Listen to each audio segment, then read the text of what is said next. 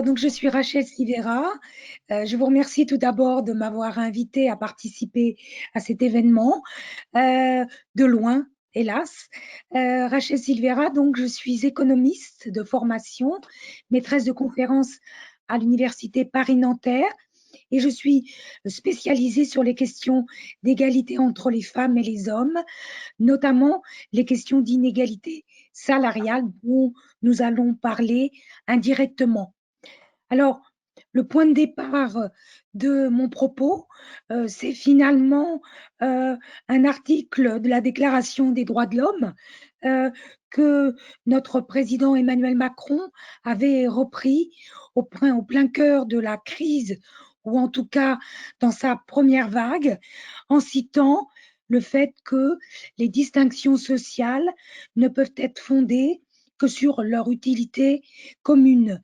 Or, moi, j'avais émis des doutes sur le fait qu'on ne puisse dire qu'aujourd'hui, on applique vraiment ce principe, parce qu'avec la crise Covid, on s'en rappelle, hein, surtout au début, eh bien, on a vu à quel point les métiers les plus essentiels à nos vies, ceux qui étaient incontournables, qui nécessitaient de maintenir une activité, voire même de travailler davantage, était surtout autour évidemment de la santé, mais plus largement du soin aux autres, mais aussi se nourrir, assurer le nettoyage, éduquer, accompagner, servir, bref, des métiers très nombreux et très féminisés. Féminisés parce que on s'est finalement appuyé depuis toujours sur le fait qu'il s'agirait de compétences qui seraient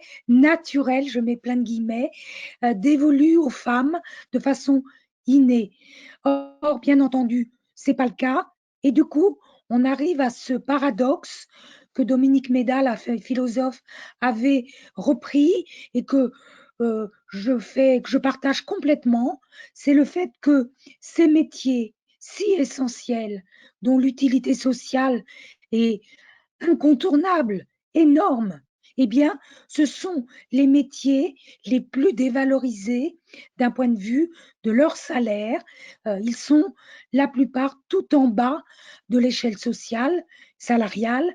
Je pense bien entendu aux infirmières, ça avait fait du bruit, car malgré leur diplôme, elles sont très peu payées, notamment en France. Elles sont en dessous du salaire moyen, hein, 9% en dessous du salaire moyen, mais on pense aussi aux aides-soignantes, aux aides à domicile, à toutes ces agentes d'entretien, aux assistantes maternelles, même les enseignantes, toutes ces professions ont comme caractéristique d'être très féminisées. On est entre 80 jusqu'à 90% de femmes qui occupent ces professions et toutes sont dévalorisées.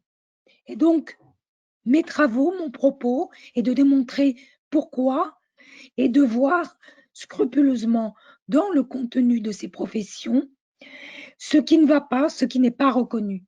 Alors, je n'ai pas le temps ici de détailler, je vous envoie à tous les travaux que j'ai pu mener avec Séverine Lemierre sur ce sujet et je reste à votre disposition si par la suite vous voulez qu'on en débatte et qu'on puisse envisager des collaborations là-dessus.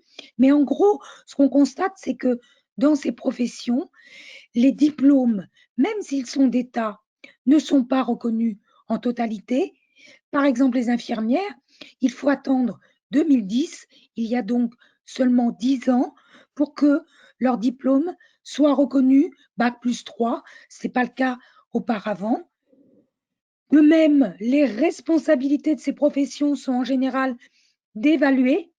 On considère que s'occuper d'enfants, être responsable d'étudiants, d'aides-soignantes, avoir la responsabilité de personnes, c'est finalement moins important que d'être responsable d'un budget.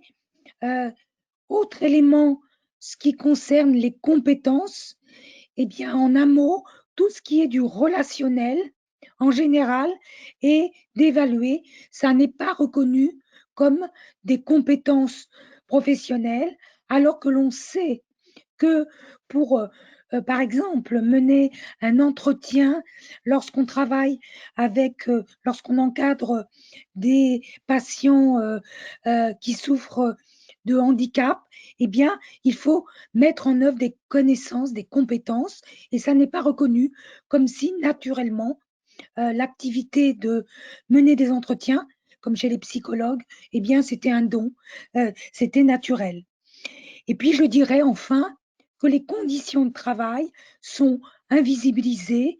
Il n'y aurait pas de pénibilité reconnue dans le fait de porter des corps lorsqu'on est aide à domicile. Et l'on sait que du point de vue de leur santé, il y a un vrai problème de maladie professionnelle et d'accidents du travail dans ces secteurs-là tout particulièrement. Donc, vous voyez, à travers ces quelques exemples, on voit bien comment c'est construit au fur et à mesure, oh, mais c'est plus d'un siècle, hein, le fait de ne pas rémunérer à leur juste valeur ces professions. Alors, je me suis intéressée également pour venir en argument à cela euh, aux travaux qu'ont développé l'Américain qui nous a hélas quitté il y a peu de temps, David Graeber, et qui avait montré ce qu'il appelait les bullshit jobs, c'est-à-dire ces boulots inutiles, à quel point ces boulots étaient très très bien payés, mais qu'ils avaient une valeur sociale, une utilité très faible. Alors, on ne va pas faire la guerre à ces emplois et dénoncer les emplois de la haute finance comme étant très, très, trop bien rémunérés, mais somme toute, l'idée de mesurer la réelle valeur sociale des professions qui sont indispensables me paraît une idée essentielle. Et pour cela, il s'appuie sur des études américaines et anglaises.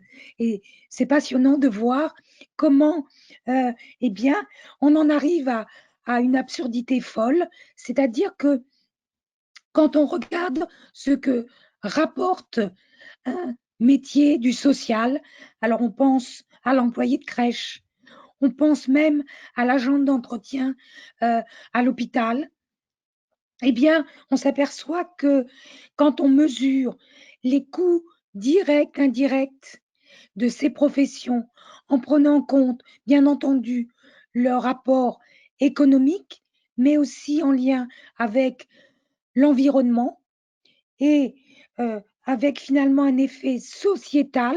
Donc, on prend en compte ce qu'on va appeler le retour social sur investissement. On s'aperçoit que ces professions, tout en bas de l'échelle salariale, ont une valeur sociale énorme parce que, au-delà du fait de s'occuper de petits-enfants, il y a de façon indirecte un bienfait pour toute l'économie et pour la société parce qu'ils permettent que les deux parents de ces enfants puissent travailler eux-mêmes et être utiles à la société. L'agente d'entretien qui nettoie les hôpitaux a un effet positif sur toute l'économie et sur l'hôpital en évitant qu'un certain nombre justement de maladies se diffusent en maintenant justement ces lieux propres. Donc vous voyez, il y a beaucoup d'exemples possibles, utiles, pour démontrer à quel point on devrait réinverser cette hiérarchie salariale et remettre, alors peut-être pas tout en haut, mais à une place bien au-dessus en tout cas du salaire moyen, la plupart de ces professions, et je ne l'ai peut-être pas dit assez, en dehors des infirmières et des aides-soignantes, dans ma liste, la plupart d'entre elles sont au SMIC avec très très peu de déroulement de carrière, avec aussi un phénomène de précarité, puisque je pense aux aides à domicile qui sont, dans une grande majorité d'entre elles, à temps partiel, absolument pas demandées de leur part.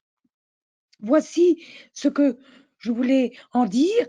Peut-être que pour conclure, je dirais que je propose dans mes travaux beaucoup de solutions, y compris par rapport à la crise actuelle que nous traversons, et évidemment qu'un plan de relance centré sur cette économie du soin et du lien aux autres, au sens large, aurait un sens important, avec évidemment un grand volet de revalorisation de la plupart de ces professions, mais pas seulement, bien entendu. On le sait, dans l'économie de la santé et du soin, il y a énormément à faire. Un investissement réel est nécessaire, au-delà même du Ségur de la santé, qui est une première étape, mais qui est loin du compte, parce que ces problèmes de revalorisation sont structurels. Ils entraînent bien entendu l'État, mais au-delà, il y a beaucoup de branches professionnelles, donc du secteur privé, qui sont aussi concernés. Je pense bien sûr à l'aide à domicile. Là, c'est un domaine très complexe où se mêlent l'État, collectivités territoriales et enjeux économiques privés, et où on en est évidemment à des très peu de revalorisation, très peu de négociations pour ces branches où on trouve encore des minima en dessous du SMIC. Donc, vous voyez, il y a beaucoup à faire de ce point de vue pour arriver, et j'en viens finalement à mon point de départ, à ce que ces professions soient revalorisées et que finalement, on obtienne une meilleure égalité salariale, parce qu'en revalorisant ces professions, eh bien, on répondra au fait que les salaires entre les femmes et les hommes, globalement, sont toujours autour d'un quart en moins. C'était le titre d'un de mes ouvrages.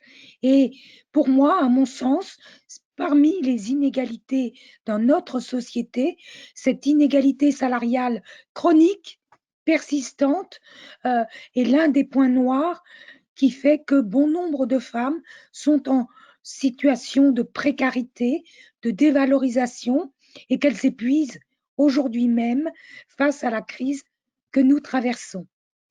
Voilà ce que j'avais à vous dire. Je suis à votre disposition, bien entendu, par la suite, pour échanger, pour vous faire part de mes travaux que vous retrouverez sur le site, par exemple, d'Alter Echo, ou bien sur mon site lui-même. Voilà, je vous remercie et bonne continuation, bons travaux à vous.